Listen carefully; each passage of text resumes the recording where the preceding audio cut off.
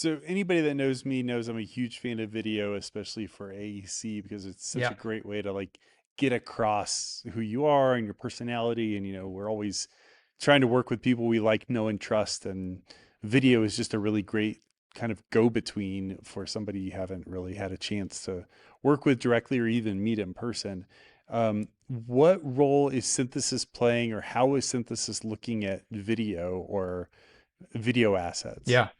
I'm a huge video fan also, and it is a foundational technology for us.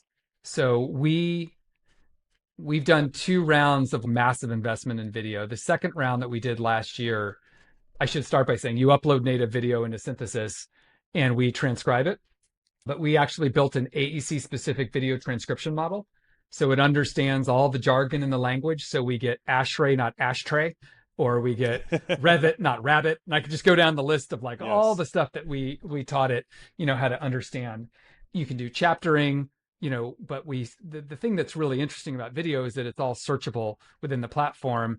And if I were to like search for, I don't know, something about this grab bar and it was in a training video at minute 47, it would not only find it and put it into an AI search summary, but you could click on it and it would take you right to minute 47 and you could watch that thing.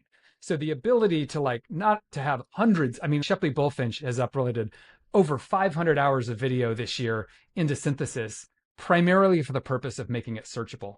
Because they've recorded all these QA/QC meetings and design crits and town halls and lunch and learns and training programs. They've got all this amazing archive of video. Now it's just all searchable. And, some of our clients have been saying like video is the new pages, right? Because it's so much easier. Like we were talking about critical knowledge transfer. It's easier to interview somebody and ask them about their work than it is to ask them to write it all down and to document it. And so there's like so many things that are good with what you said about the nonverbal and the emotion and the tempo and the pacing that comes through. But it's also Mhm. from like a subject matter expert perspective, a lot easier to just get them talking than it is to ask them to get them writing, which is huge.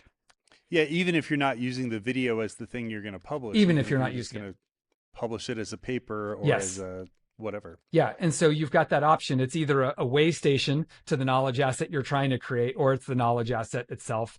Or it could be both because you're trying to help for people that have different learning styles. So maybe you publish the video, but then you use the transcript to make a really nice like write up of the key themes and like takeaways, from what was covered in that session. So yeah, video is huge. I mean, we're seeing more and more firms trying to record more because they'll be in the middle of a meeting and all of a sudden someone starts dropping some knowledge, some magic starts happening. It's like, cool, let's capture this, because recreating this is going to be really hard. So yeah, I think video is going to be just a huge part of our platform, especially now that we're adding a learning management system, right? That's another huge part of this. And I think what we're also seeing is a transition to shorter videos.